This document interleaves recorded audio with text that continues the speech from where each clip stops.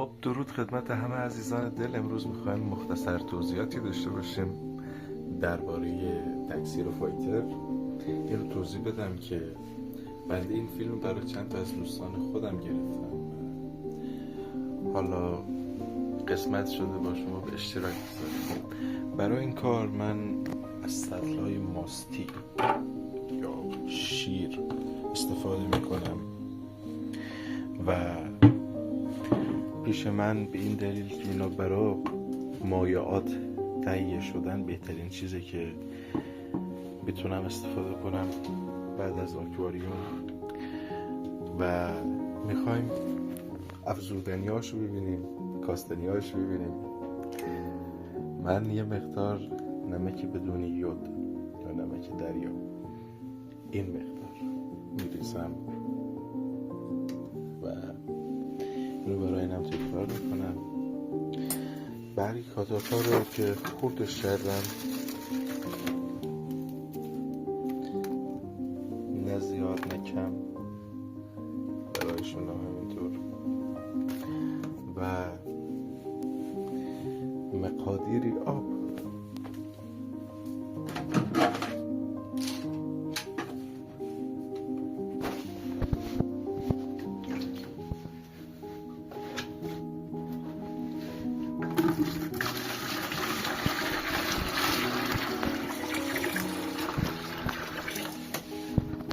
منظور از مقادیری ارتفاع بین 8 الی 12 سانتی متره و به اصطلاح دیگر چیزی حدود 3 بند انگشت.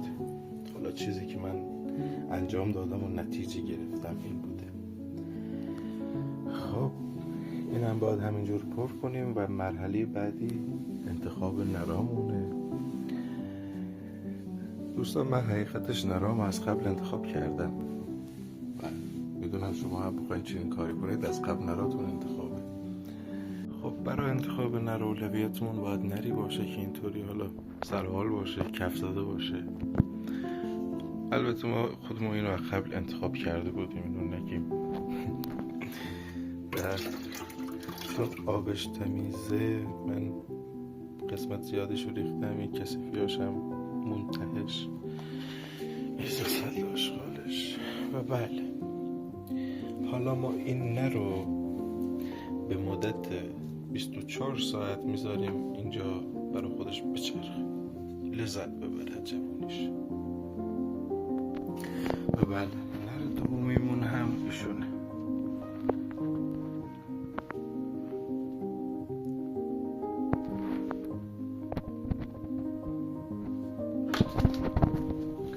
اینم میگیم بیا داداش، بیا عزیز دل، بیا اینقدر ناز نکن، اشوه نکن عزیز مایی، تو ای ماهی بلو ما رو بله شیرین دایی. بیا عزیزم نزار دست کنم تو آکواریوم، که اگر دست کردم تو آکواریوم واقعا میگیره نتیجه. خب دوستان انگار این دوستمون به زورهای باید متوسل میشد چه شد. بله شکر خدا هم دریافت شد.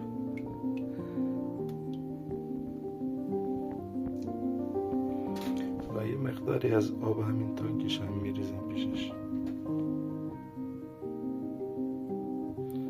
چطوری اینو بذارم که دوربین هم بگیرش.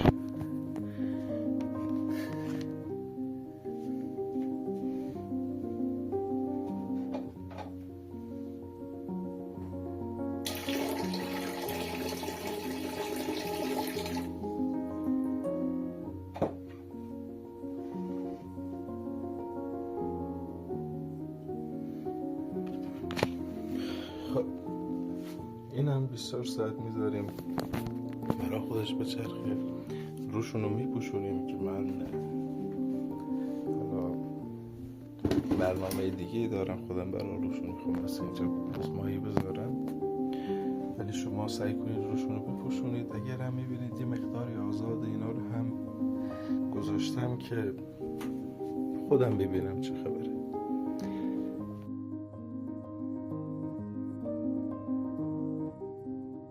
عزیزای دل، هستیم با قسمت دوم آموزشمون. این ماده هامونه.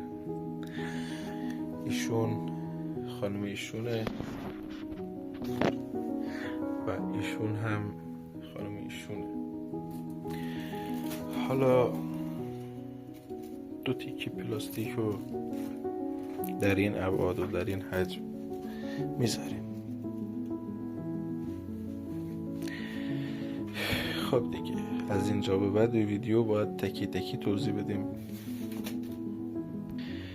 یه دونه ظرف حالا که اینطوری سوراخ شده باشه که آب نمونه توش میذاریم.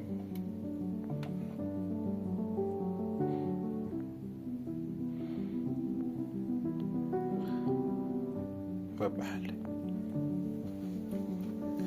حالا ماده عزیز و ارزشمندمون رو یه مقداری از آبش هم میریزیم و نکته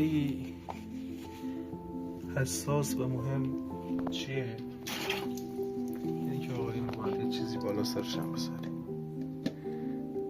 اما یه مقداری باز باشه که رطوبتی چیزی نگیره، خفه بشه. خب نر پلاکتمون رو میبینیم که مستونه و دور عشق خیش میگرده میچرده. ای کاش گوشی زده آب داشتم میذاشتم زیر آب عشق میکردیم سنه رو میدیدیم. ولی حالا بالا ببینیم چه خبره.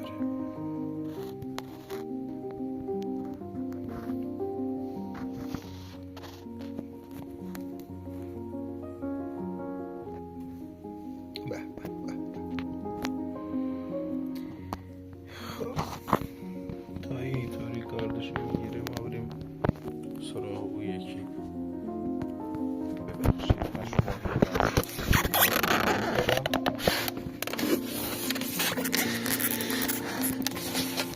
شد دو لحظه.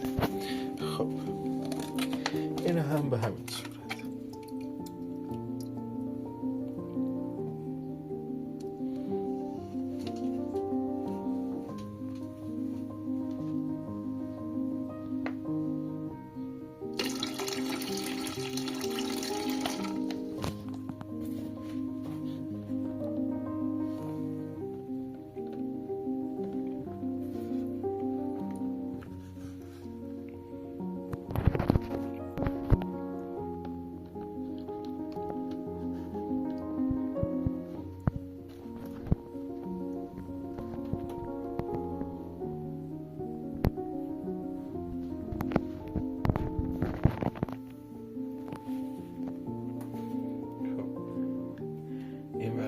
عشقشون به اون صورت حقیقی نیست.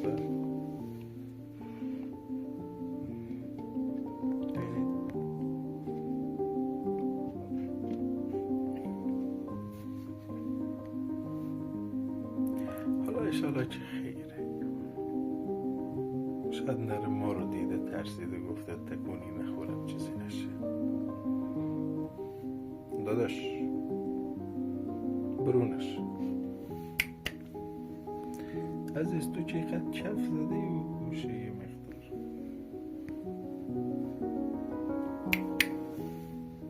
مشتی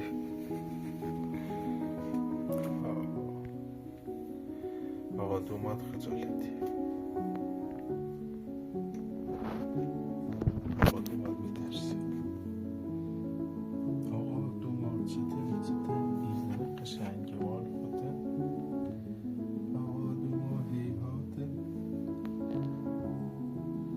چی گفتی این زجاتن.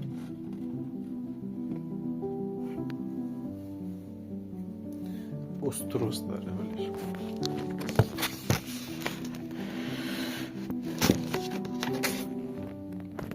شیر سفید پلاکت کجایی تا استروس داره. خب دراشون رو میبندیم دیگه کامل و میذاریمشون تا یه 24 ساعت دیگه.